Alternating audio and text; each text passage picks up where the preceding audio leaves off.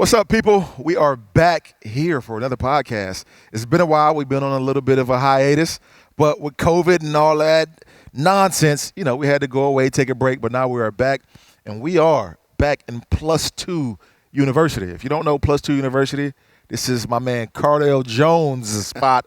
Him and Eric Lichter, right? Yes, sir. Yeah, this is their gym where they train a lot of people, man. So if you're looking to get trained by some professional caliber guys, +2 University is a spot to be.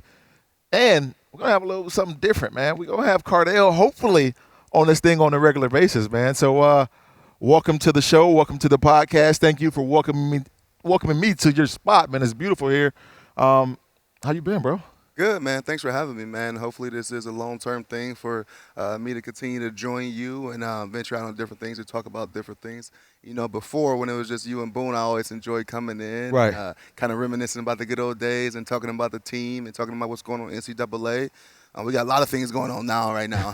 How the new norm is supposed to look with not just football, but with everything with social distancing. And just to be clear, people, we are 6 feet away. We measured. That's some space. Yeah. So, I'm excited about it. I'm looking forward to it. And let's kick this thing off. Man, what's your thoughts on everything that we've experienced at this point in time?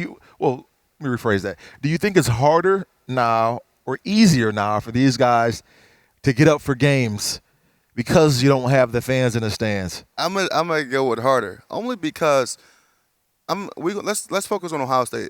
I know everyone's not playing with fans. I know everybody's not doing their norm. They're trying to get used to a new norm. But one of the main things I came to Ohio State, and I spoke about this on the weekend kickoff, I think about 2 or 3 Thursdays ago before the season kicked off for the Big Ten, is that I came to be a part of some of the unbelievable traditions. Mm-hmm. And some of those traditions from school session, from the dinner at the golf course, from interacting with our fans before and after the game, and all of that is taken away from these guys in such short notice and such a dramatic way.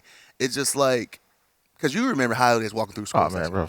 Like, school session was probably the greatest and the worst thing you can do as an Ohio State football player, because you're walking through there, you're going through the pep rally, you're going to St. John's, people are pumping you up, and then you walk into the stadium, and then the game don't kick off for another hour, no, maybe 3 hours. I mean, it's crazy. 2 to 3 hours.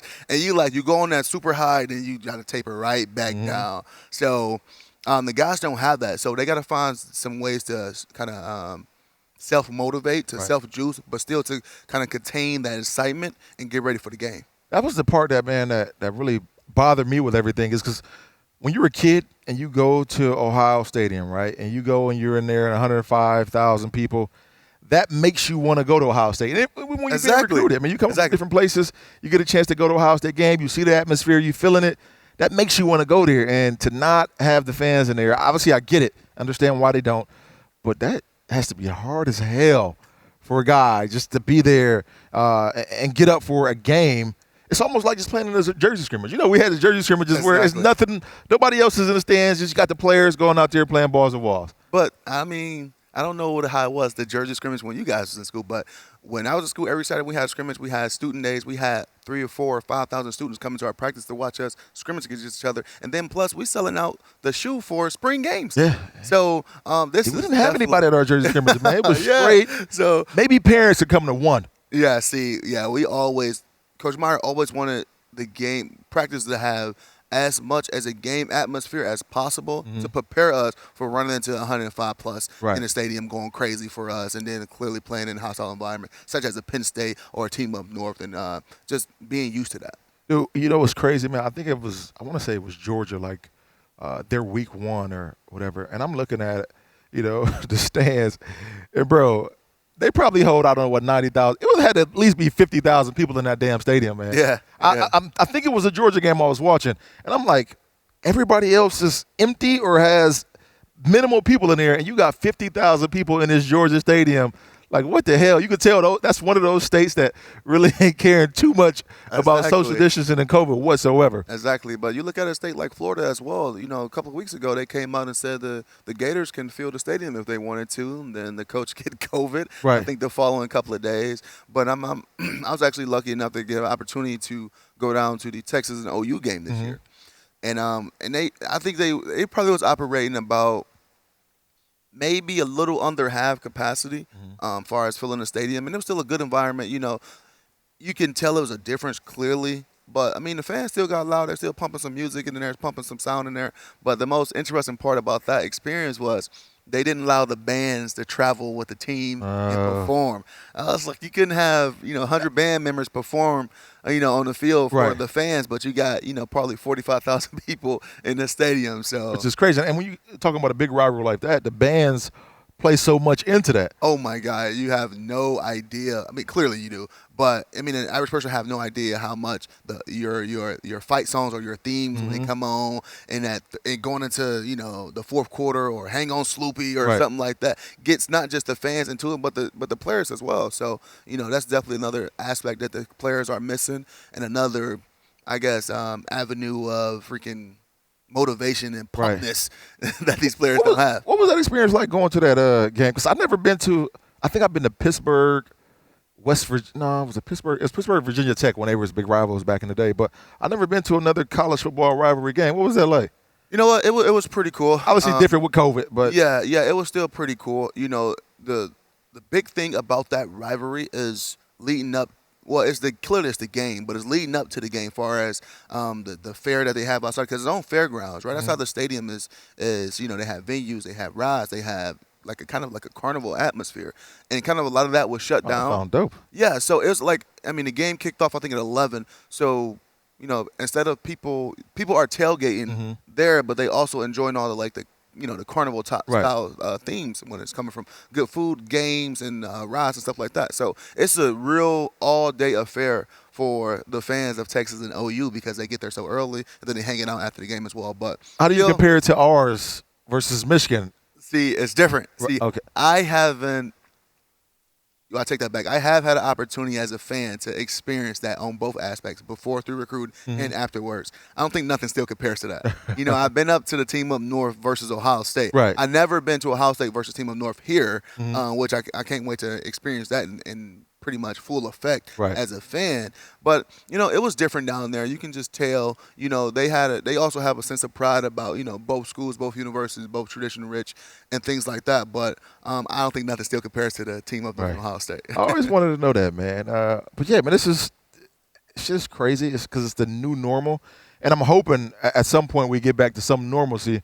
But it's kind of hard because you really don't see any end in sight with this thing. I mean, obviously you hear about vaccines coming out, but we know how long those take to be implemented into society. So I'm hoping for something, man. I'm hoping for some type of miracle to come down and, to exile COVID, it make it more manageable so we can get back to everyday living and just everyday sports living, because that has been the one thing that has always taken us away from everything that was going on in the world is sports. And now you got this little lackluster type of sports field because you don't have the fans. You don't have anybody there just riling you up. You're not as excited. At least I haven't been as excited about sports as I've been in previous years. Yeah, for sure. And I talked to some of the players, not just in the NFL, but on the college level as well, of the atmosphere and kind of what you play for and how you feel and things like that. I mean, like I said before, guys feed off the crowd. Hell yeah. And guys feed off, not just the home crowd, but when you walk into the hostile environment, you the away team, and, they booing you, they flicking you off and screaming at you. They feed into that. So how that missing aspect of things, they just say, hey,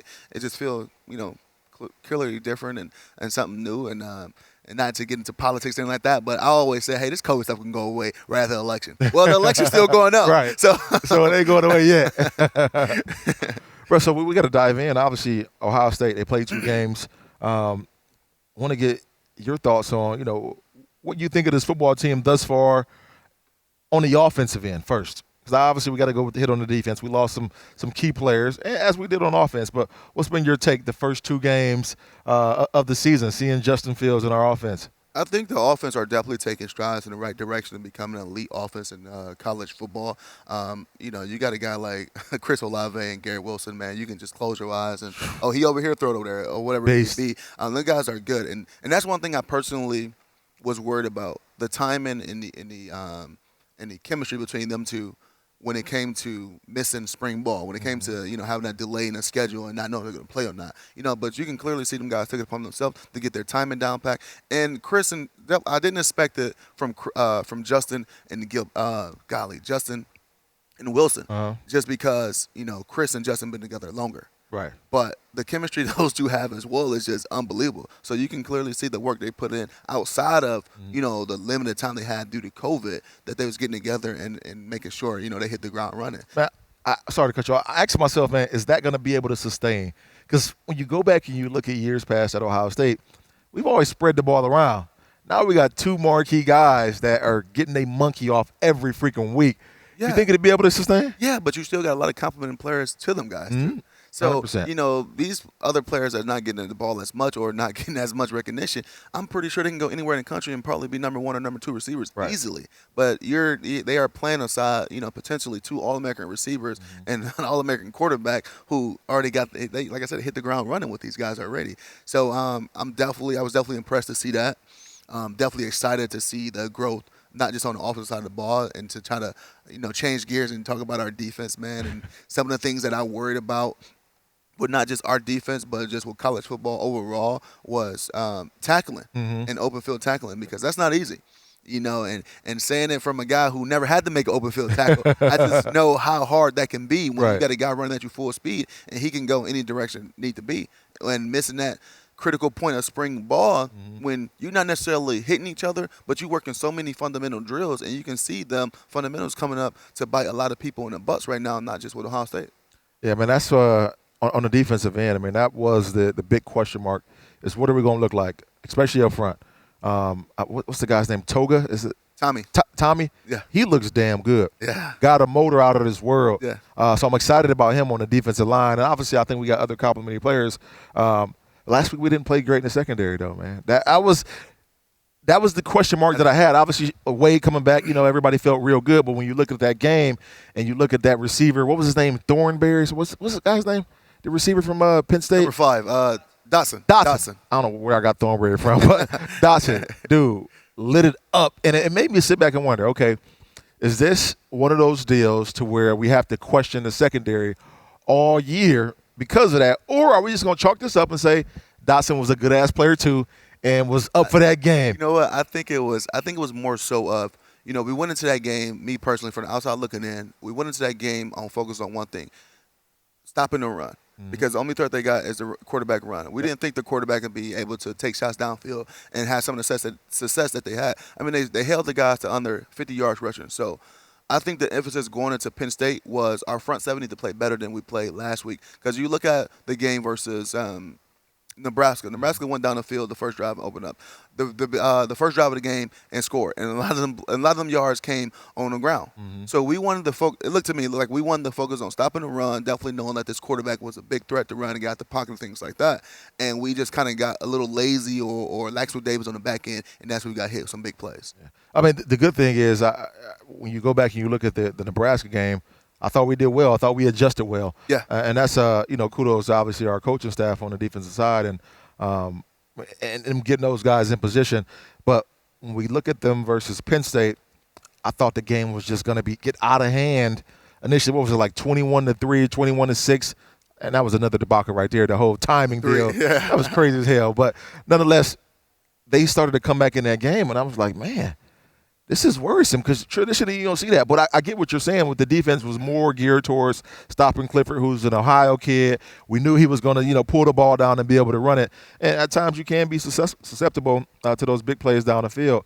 Certainly looking forward to them playing a whole lot better, though, in that secondary because I know, obviously, we got the talent for sure to be able to play with anybody. For sure. And Coach Combs, man, I know he's the D coordinator now, but secondary is his specialty. You look at his track record with a guy, Bradley Roby, Marshawn Lattimore, you got Denzel Warren, you got Garyon Clowney, and the list goes on to these guys that he coached on the back end. He's going to take that as a personal challenge to get that ready, not just overall the whole defense, but the secondary, that's his bread and butter. If you can look at this team, right, and you see how good we've been on offense, how good at times we've been on defense, where do you see the hole at on this team? I know where I see it at. I wouldn't. You know what? And this is why or not even a hole, just to kind of place where we get improved. Yeah. This is the places of improvement. Clearly, I've been saying this since week 1. Even though golly, we're in week 3 and it's November. Crazy to say that, wow. But I think tackling. I think tackling is a big emphasis for me that we can always improve on. And I think I mean, I know I just said I'm not worried about the secondary, but I think making plays on the ball, overall, and that's just not just secondary. That's, that's a linebacker, chasing the tight end downfield and things like that. So I think tackling and making plays on the ball. And on the offensive side, I definitely think the run game needs to step up better. I think they need to take that as a personal challenge, not just the big guys up front, but the ball carriers as well. Right. And I don't want to see Justin Field taking as many hits as he's taken, and that's just his decision making as far as if he need to throw the ball away or live to fight another play. Mm-hmm. I agree 100% right there, man. The offensive end, I want to see that run game be better. And I think, part of it is because we've been so used to seeing, we go from Carlos Hyde, right? Then we go to Zeke, and then we go to Mike Weber, and then we go to J.K. So it's like we went from boom, boom, boom, boom, boom to guys that we knew was going to rattle off 1,000 yards, knew had some wiggle. And now, not to say that these running backs aren't going to be able to do it, and not to say that they aren't capable, but we just don't see that wow factor right now in which we're used to seeing. Exactly, but you look at that trend when we had the Carloses and the Zekes, and even when guys when you were playing, then guys that came after you. One thing that we did an unbelievable job in, we had younger guys that complement those guys. When 100%. You had Carlos, you had Zeke complimenting him in certain situations. Zeke and Rod Smith complimenting him in certain situations. When Carlos left, Zeke just stepped right into it. Right. When you had Zeke, Mike, we sprinkled Mike in there a little bit. We also had Curtis Samuel coming out the backfield as well. So when you had Mike playing at a young age, you still had J.K. coming up and playing at a young age. Right. So when Mike was taking off, we was giving J.K. some sprinkles of the ball. So when we knew when Mike left, J.K. was the guy. Right. I think Ohio State, we kind of missed that gap period of ages just because of J.K. and T coming in at the same time pretty much. They didn't have that. T didn't have the opportunity to get those little sprinkles of significant reps and understand what it feels like in a big time situation because he was there with Mike, J.K., and himself. Right. So it was almost like, you get the breadcrumbs. And it's different learning from a peer than it is a vet, too. Exactly. So he never had that vet that he can. I mean, it's cool to learn from a peer. You bounce off ideas off each other and things like that because you guys pretty much are going through the same type of adversity at the same time because of age. You might not be playing as much. But when you got that vet, like you said, and you can see that you can learn from his mistakes or he can help you avoid some of those mistakes that he had at that young age, it's completely different. Right. Yeah, man, I want to see one of those guys take over. Man, I thought Teague did a good job last week, churning out yards. I thought the offensive line was much better in the run game than we were versus Nebraska. Sermon, another cat that obviously, he makes the transfer over from Oklahoma.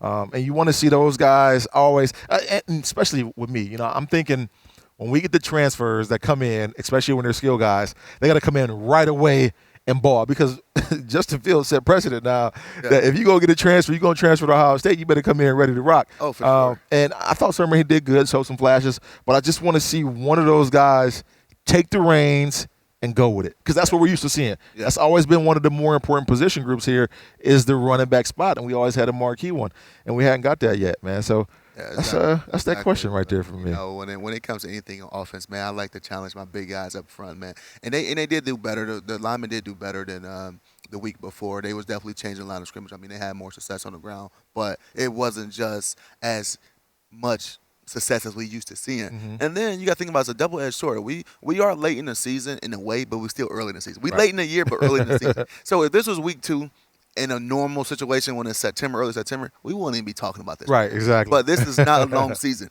And like I said before, man, we you know how it is in the games and God forbid you lose an early game or something like that in the season and the first thing one of the guys said in the locker room, this is a long season. Let's bounce back. Well, this is not. So we don't have time to, we got to hit the ground running on all aspects of the game. So we are 9 weeks down the road from now, we looking at we in a position where we want to be. I kept going back and thinking, when I was looking at the run game the first week and the second week, and I had to remind myself, it's like, you know what you did your first start? My first start was versus Youngstown State University. Yeah, I had 16 carries and 46 yards and 1 touchdown. I thought my career was over at Ohio State. I'm like, bro, there's no way they're about to keep me at the start running back, man. I got to do something the next game. I didn't leave the house other than to go to practice in class. And that next week when I came out and balled, but I was like, damn, it's a wrap here. I do not belong. And we had Brandon Sane. Yeah. Brandon Sane had just won Mr. Ohio Yeah. that year. He comes into that first game, and I think he had like 8 carries for like 40-something yards. I'm like, shit. What's about to happen now? But fortunately enough, man, I was able to kind of get back on track and get rolling, man. So, yeah, man, but with this team, man, what's your overall assessment? Do you think it's a runaway to the college football playoff, or you think it's going to be a little bit bumps in the road? I think you still gotta realize that who you got at the end of the road. You still got an Indiana team that's up and coming, that's looking good. Right. And I'm not gonna have my verdict out on them until I see what they do this weekend versus a quality opponent, a somewhat quality opponent team up north. But at the end of the season, you still got Ohio State versus team up north, which all records, everything goes out the window when you play that game. Mm-hmm. Clearly. So it's still some few bumps in the road that we gotta overcome, and kind of we can't look forward. Right. I know it's a short season, and every game counts. It's going to be hard to bounce back from anything. Like I said before, I personally think Penn State season is over. Mm-hmm. Because if Ohio State went out, clearly you guys are. Right. See you later. They lost 2 already. Yes, I mean. Yeah. So. And then the team up north already lost 1, and so they are feeling the heat under their butts because they know what they're playing for. It's no more. It's no time for slip ups. But the bumps in the road can get you. But Ohio State, you got to keep the eye on the prize and take it 1 week at a time. I agree 100%. But it's so hard because it is a shortened season not to look forward, because when the college football playoff is going to be. What else is out there for you and what you want to accomplish. Personally, man, I think this team can run the table. I don't really see a huge challenge in front of them. Obviously, Michigan, they're going to come and bring in their best shot, but I haven't been – check that. I was overly impressed with Michigan week 1 versus Minnesota. I thought they looked real good. And then I watched them lose to Michigan State, who had just lost to Rutgers. It's like, man, what is this? I mean, but nonetheless, man, with this Ohio State team, I'm looking forward to watching this team get in that college football playoff, be well on both sides of the football, and we got to talk about Justin Fields as an individual, man, and what you think, his future entails. I personally see potentially a Heisman Trophy in his sight. I mean, the way that the kid plays, his completion percentage is all the way up there. Obviously, you got to get rid of the ball sometimes. Yeah. What's your thought as a quarterback? I mean, I same thing, man. I think he is definitely one of, if not the best player in the country, just from the first 2 weeks. But you can just see the growth in him from last year to this year, on top of from week 1 and week 2. Mm-hmm. He's making major strides to becoming that player that he ultimately want to become, whatever that decision is to him and whatever that talk was between him and Ryan Day. You can see, and then the guy he started this commitment last year after they lost to Clemson with the way he changed his diet, the way he changed his body, and just the little things like that. Right. I personally think, he's the Heisman, pretty much front runner right now, but you can tell the kid is all about team. Yeah, he is. And that's one thing you got to respect when you got a guy that is team first. And he's the leader on this team, man. And you can tell, yeah. You clearly can tell because of, when the Big Ten first came out and canceled the season, who was the guy who jumped on? Who was the guy who led that charge of Ohio State football with Ohio State community, with Ohio State alumni to try to get this season back? Was Justin Fields. This kid only been here for, at that point, a little over a year. Yeah, a little over a year now. At that point, so. He's definitely a leader, man. I love him personally. Don't know him as well as I want to get to know him yet, but I can only imagine how great of a kid he is, and pretty much he had to come from a great background. Yeah, and that's even crazier too, because he wasn't one of those guys that said, I'm opting out. And everybody knows Justin Fields will be a first-round pick, whether that's the first quarterback taken or the second or third quarterback taken. He's going to be a first-round pick with his ability and what he showed last year. He could have easily opted out like we've seen other guys do across the country, and he didn't, man. That spoke volumes to me about what he really wanted and how he wanted to set a tone here at Ohio State and for his career. Yeah. Moving on, man, just all the way around college football. You watch a little bit of everybody. Yeah. What's been your thoughts on Clemson? Do you think Clemson can win this weekend playing Notre Dame without Trevor Lawrence? Because last week it looked kind of scary for them boys. I mean, yeah, it did look a little. It did look a little sketchy for him, but you know, you gotta get kudos to Boston College. They knew what they were facing. They knew they would. You know, their Heisman Trophy hopeful quarterback was pretty much out. You know, they was throwing a freshman in there, and they wanted to have an opportunity to send out a knockout blow. Right. And they came out with everything they had, and you know, if it wasn't for a few plays or calls that didn't go Boston College way, they would have won that game. I wanted them too for Jeff Hadley. I wanted them to win that game so bad, man.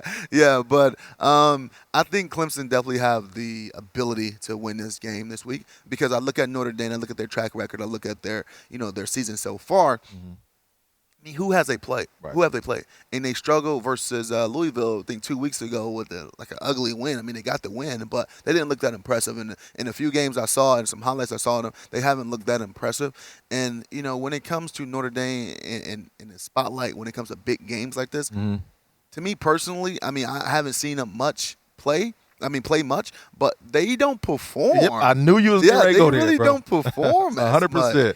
And it's kind of going to my track record, going a little bit off subject, with a team up north of Indiana this week. Mm-hmm. Everybody, they favored, but Harbaugh don't have a good track record versus ranked opponents. Not when the lights are on. Yeah, but going back to Clemson and things like that, I mean, they have the ability, I think, to win this game, and I actually taking them winning this game by 2 scores, so 10 plus.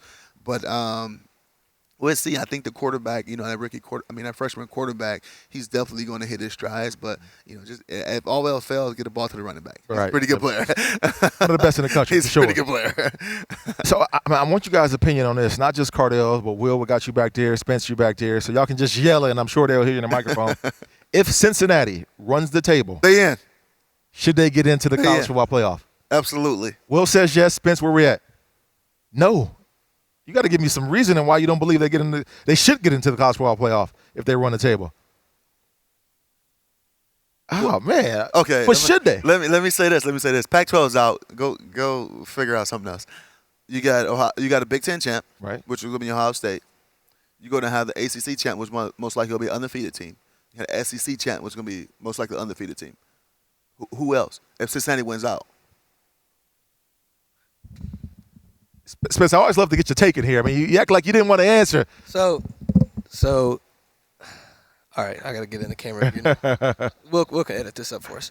So, my thought process behind this is you're giving me like one scenario, is Cincinnati in the playoff? If it's all chalk, then probably yes. But I just, this college football season's been so weird. Georgia or Florida is going to get to play Alabama. If one of them upsets an undefeated Alabama, that's 2 SEC teams in. If Notre Dame beats Clemson this weekend, Clemson comes back with Trevor Lawrence and beats him in the ACC championship game. Notre Dame, for once, is going to play in a conference championship game. Both of those 2 teams are in with 1 loss. If Ohio State and Wisconsin, if Wisconsin can get 6 games in, if that happens, Wisconsin somehow upsets Ohio State in the Big Ten championship game, both of those 2 teams are probably in. There are so many scenarios that involve a conference getting, and we're not even talking about, I think USC is damn good. USC is going to be good this year. That's my thing about the Pac-12. Yeah, USC, Oregon, the Pac-12, you got opportunities for that conference to if they run the table. I could see a 7-0 USC, a 6-0 USC because of that name recognition. You can't tell me name recognition doesn't matter. It definitely matters. I mean, it definitely matters. It would be awesome to see Cincinnati get in the college football playoff. That would be great. And it would be cool just to see them try and go up against an Alabama or a Clemson or Ohio State, whoever gets that 1 seed. Mm-hmm. There are just so many opportunities for the Power 5 conferences to stake their claim to 2 spots that I just think the odds are stacked so far against Cincinnati that I just don't see them getting it. And the question I have to go along with that is, at what point do you start having to make an automatic bid for one of those schools? What conference are they in? Is it AAC? At some point in time, when you get one of those schools that does go undefeated, they should get an automatic bid. Especially when we're talking about having an opportunity to hoist a national championship, they want to be considered too. They go to work just like everybody else. I understand we got these power conferences, the Big Tens, the SECs, the ACCs, the Pac-12s, or whatever you want to call it. But you got to start considering these guys, man. They're not any small fry. They do beat good teams too. Yeah, I agree. But you got to, when you start considering them guys, I think if that scenario happened, I think only reason why they don't get considered this year is because they didn't have the first 3 games, which they could have been out of conference games, where they could have played a mid-level ACC team, could have played a mid-level Big Ten or a Pac-12 or something like that, or competed with Ohio State or something like that, and you take that in consideration if they went out and the only loss was versus a really good team, something like that. But I think if they went out, Ohio State went out, Clemson went out, Alabama or Georgia went out, I think you got to put them in. Yeah, I mean, I do, man. I would love to see it too. You know, where's Luke Fickell? We'll ask, where's Fickell going to coach after Cincinnati? You know what? This is not going to be a popular opinion. Right. If I'm Luke Fickell, I'm not going anywhere. Cincinnati is a lifetime job for a guy like Luke Fickell. If he goes, he wins 10 games, and every so often, you know, he may have the down year, and that down year consists of them winning 8 games or maybe 7 games, but he constantly wins 10, 11, 12 games, 10, 11. What do we have, 12 games in a season, college football? Yeah, 12. 10, 11 games on a regular basis. That's a lifetime job. They will put a statue up of Luke Fickell in Cincinnati. They will pay him whatever he wants to stick around there. He already got his contract up to stay around there, and we know how Luke loves Ohio. Yeah. It took him so long to leave Ohio State because he loved Ohio that much. So I can imagine it's not going to be an easy situation to get him out of Cincinnati because he turned down jobs last year. Yeah, stay at Cincinnati until Ohio State Ryan Day goes back to NFL. Yep, that's what I think. I think stay at Cincinnati until Ryan Day go back, because I look at Coach Day and you know I look at his build when it comes to what he really want to deal with. Yeah, Coach Day is a great people person. I think after his kids are done with high school here, because you know they are in some of the best school systems that you could find, definitely in Ohio, let alone the country, let alone Ohio. I think you know when they get to a point where they are in college and you know they're so. I think he goes back to the NFL. Speaking of Ryan Day and Ryan Day's kid, we played his son twice. His son plays for a Little League All Intangible. Baller. Beast. Baller. Good at quarterback, even better on defense. Baller. Even better on defense. Head hunting. I mean, a beast. I had to say that. He played E in his day. Yeah. Baller. Yeah. Baller. He already told me straight baller. He's a beast, man. Yeah. So, but I think Ryan. I mean, clearly I don't know, but I think you know even though the success he's having on a college level, I still view him as an NFL quarterback, right. and NFL coach, and just the way. I think last spring when just the way I was around a little bit, watching from afar and seeing how you interact with guys, seeing how you get in and out of practice, it's such an NFL environment that he has in there when it comes to you know the small things and it being so detailed. And you know, not saying the guys weren't accustomed to that or were responding to that well, it's just more fit for NFL. What's Ryan Day? 39, 40? Ryan Day's 39, 40? 40. All right, so he pits in his 10 years. He's already 2 years in. Put in 8 more years, and then you go on to the NFL at that point. But I don't think you do it anytime soon, because Ohio State is one of those jobs that you have, if you're winning, you have the consistency. Yeah. I mean, if you think about it, I mean, we haven't fired – the coaches that we fired the last 20 years, I mean, there's been something associated with it. Yeah. You know what I mean? So Ohio State's a job that you definitely hold on to. You win a bunch of games. You get your name up there in the rafters as one of the all-time greats. And I think being here 10 years, you can do that. Then go on to the NFL and give it a try there. Yeah, I think it got to be the right opportunity for him to leave. You don't want to do it. Yeah. You don't say like he won't be in a situation like you say like, oh, hardball to the Jets next year. Right. Go from the shittiest team right. In college to a team that's kind of rebuilding in the freaking NFL. To the Browns, definitely. I don't think he go to a rebuilding situation. I think he go to a situation where the next step for this team to make is the coach. Mm-hmm. That's what he goes to, and whenever the opportunity presents itself, maybe. And that's the same way I feel about Fick. That's why I don't believe Fick will leave Cincinnati this year. Yeah, what job's going to be up? I mean, Michigan's probably going to be up after this year. Does Fick go to Michigan? I wouldn't see it, and I wouldn't do it because I don't know that Michigan's going to be able to rebound. If anybody could get him to, obviously, Fick would be able to because he's a hell of a recruiter. Yeah.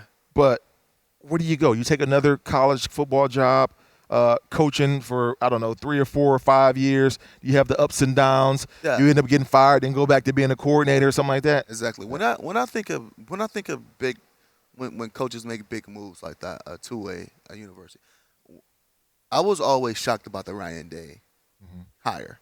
Only one reason why, because if you look at the track record of Ohio State coaches, they got some type of ties to Ohio or the university, and it's going to be certain schools like that that's going to accept a guy in certain positions if he got. I mean, Harbaugh was because he had ties to Michigan or whatever his ties was.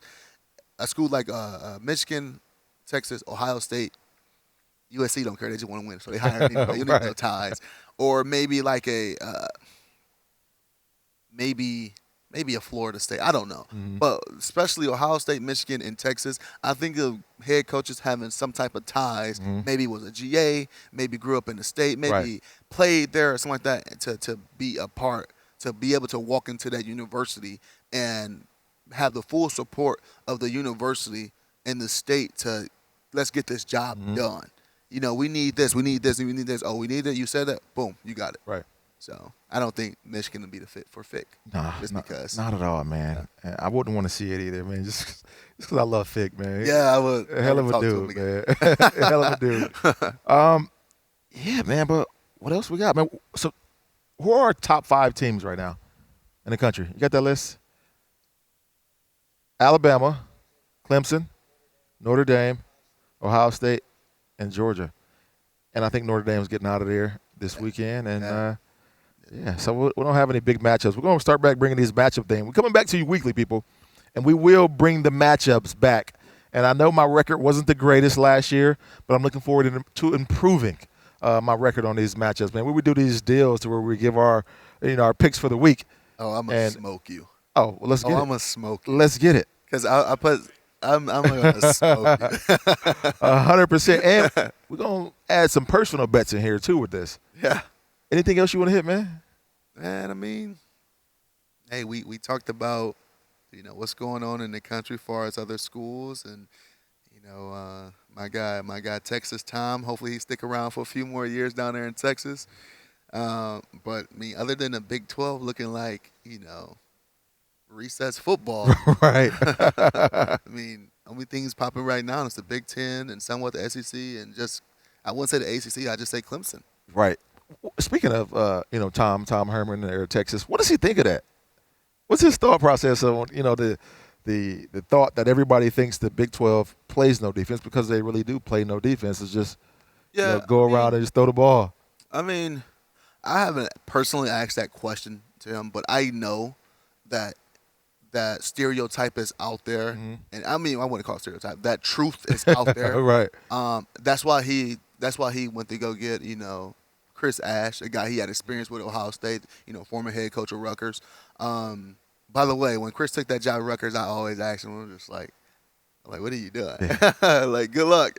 But anyway. That's not one you take. Yeah. That's neither here or there. But anyway, I think that seeing the success that we had on defense, where him and Luke was calling defense when Coach Herman was at Ohio State as the offensive coordinator, and the battles we had every day in practice, him versus Chris, he went to go get that guy to fix some of them woes on defense far as their program. Mm-hmm. It sucks to see that they didn't have a spring ball coming into a new coordinator, offense and defense. They didn't have a spring ball to really get those much needed reps, that communication, those techniques, them fundamentals down pat to have success on the football field, and they kind of seen it, with some misassignments, with some MAs and things like that. Yeah. So I obviously know you're still going to be playing at some point, and still training hard, look good, in good shape.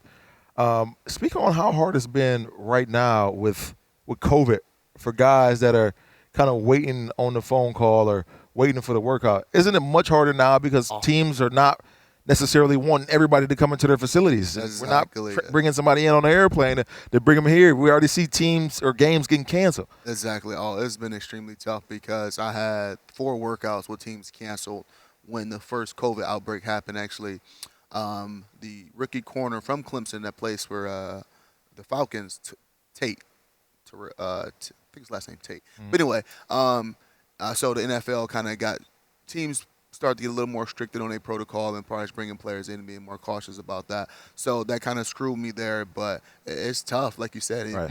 You see the guys who are getting signed now are guys who are.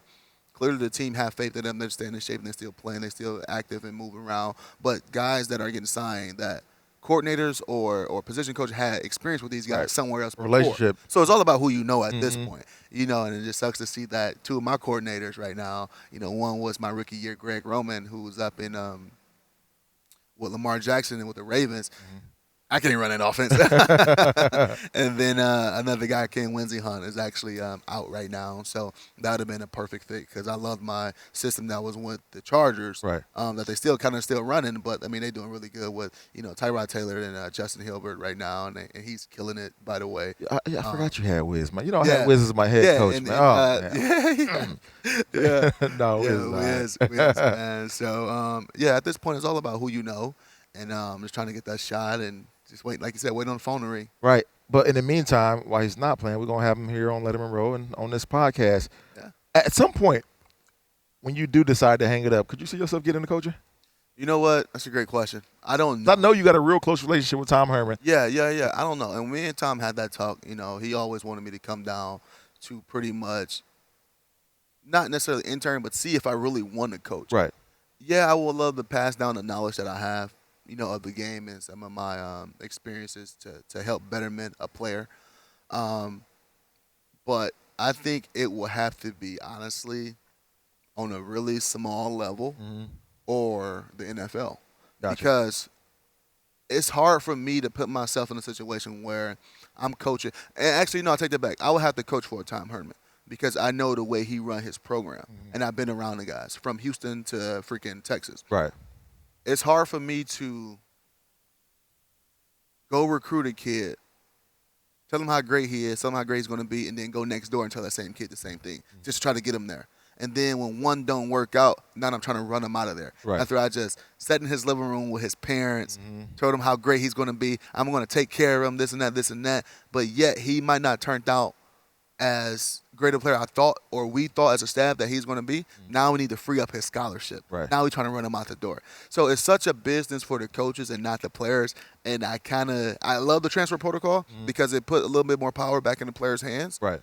But I can't sit there and physically try to run a player out of a university, try to free up a scholarship for the next kid. Right. So it'll be hard to coach major ball, but I know how Herman runs his program. I know it's not like that. I mean, if a player don't work out, okay, well, we're still going to honor his scholarship. We're not going to degrade him. We're not going to try to get him to transfer, Right. Stuff like that.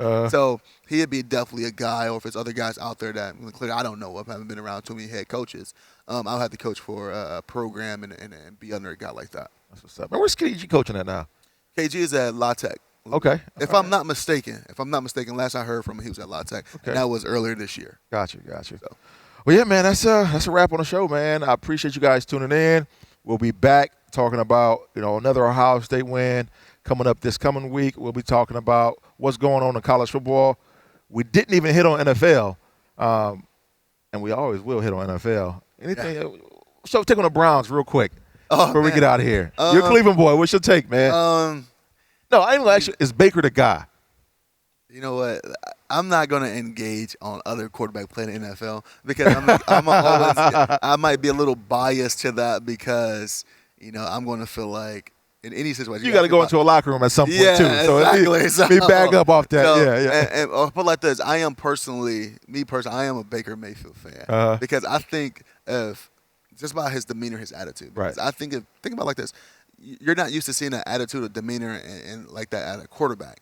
But if he's played a different position, everybody will love him. Right. Because he got swagger. He talked the talk. He back it up sometimes. But I just love pretty much his demeanor, man, and the way he go about his business. I'm going to answer that question. I don't know if Baker's the answer yet. I'm not all the way ready to throw in the towel, but it's pulled out my pocket. It ain't on the canvas yet, but it's pulled out my pocket, man. I got to see some more. I think we got the perfect coach for him because he's limiting Baker to what he's not letting Baker get in his own way. Yeah, for sure. I agree with that. But it was three teams that I said these quarterbacks won't last the whole season. I'm not going to bring them up, but I'm just speaking off the track record of players they brought in, the backups they brought in. And I'm speaking off the track record of the coaches and what they're not standing for. Right. What's the head coach of the Cleveland Browns? Stepanovich, something like Stefanski. Yeah. I just know he's from Minnesota. He had Case Keenum in Minnesota, and he brought Case Keenum in there to push Baker. If Baker ain't the answer, he's going to put Case in there. So he didn't bring Case in there to mentor Baker because Case is more than capable. Like, he had him in freaking Minnesota and went to playoffs. Right. He almost came away from the Super Bowl. So he brought him in there to push the guy, but if he ain't, if Baker don't turn out to what we all think he capable of. That's why he got Case there. 100% agree, man. 100%. Yeah, that's our sample of the NFL. We normally will hit on more of the NFL, and I don't know how I got away from me, but we certainly will in coming weeks. But, yeah, man, tune in, subscribe, all that good stuff. Thanks a lot for watching. See you guys.